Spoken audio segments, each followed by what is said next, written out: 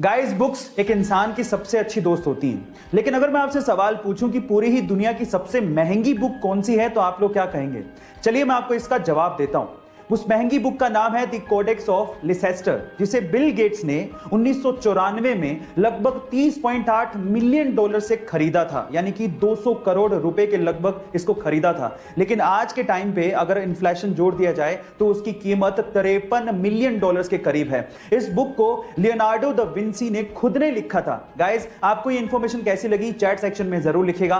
Guys, क्या आपको पता है कि इंडिया की लोकसभा में टोटल 552 सीटें हैं, यानी कि पूरे देश से लोकसभा में मैक्सिमम 552 लोग चुन के पहुंच सकते हैं। लेकिन क्या आपको पता है कि उन 552 सीटों में से किसी भी सीट पे 420 नंबर नहीं लिखा गया है? अब क्यों, ये मैं आपको बताता हूं। देखिए, आईपीसी की धारा के तहत 420 नंबर फोर्जरी यानी कि धोखाधड़ी के लिए इस्तेमाल किया जाता है, और इसी वजह से हमारे किसी भी लोकसभा सीट पे 420 नंबर नहीं लिखा गया है। इनफैक्ट जैसे ही 419 नंबर आता है तो उसकी अगली सीट को 420 नंबर की बजाय 419A कहा जाता है। गाइस, क्या आपको ये पहले से इंफॉर्मेशन पता थी?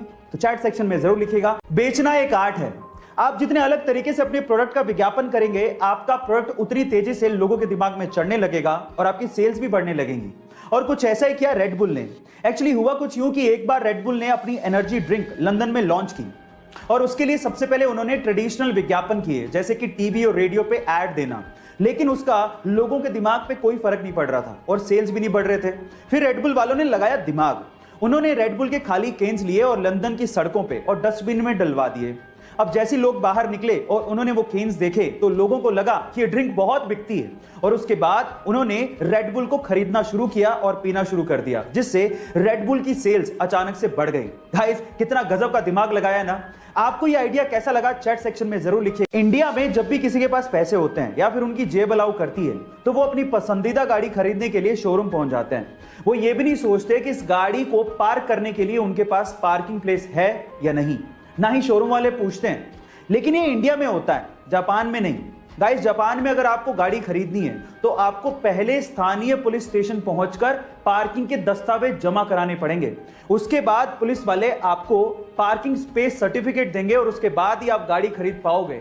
गाइस, क्या आपको भी लगता है कि इंडिया में भी ऐसा कुछ होना चाहिए? चैट सेक्शन में जरूर लिखिएगा। हम लोग भावात्मक तरीके से कई बार इंग्लिश को गलत बोलते हैं। कैसे, मैं आपको एग्जांपल के साथ बताता हूं। जैसे कि अगर किसी की शादी की सालगिरह है तो उसे मैरिज एनिवर्सरी नहीं कहते, उसे वेडिंग एनिवर्सरी कहते हैं।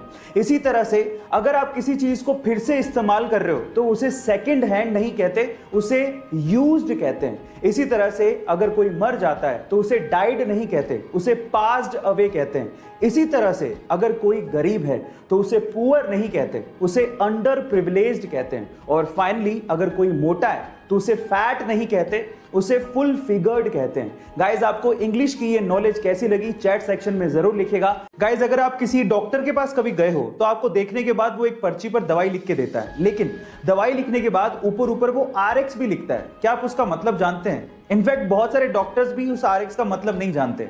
तो चलिए मैं आपको बताता हूं।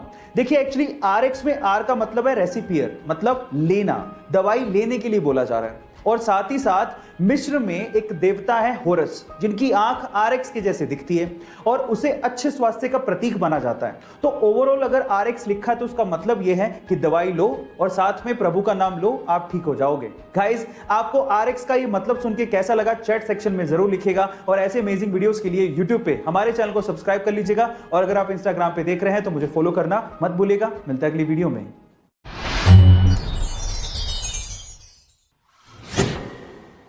गाइज, अगर मैं आपसे कहूं कि 2020 का दुनिया का नंबर 1 टीचर अवार्ड इंडिया के गांव के सरकारी स्कूल में पढ़ाने वाले एक टीचर को दिया गया है तो शायद आप लोगों को यकीन ही ना हो, लेकिन महाराष्ट्र के सोलापुर गांव के रंजीत सिंह दिसाले जी को यूनेस्को ने ग्लोबल टीचर अवार्ड 2020 से सम्मानित किया है।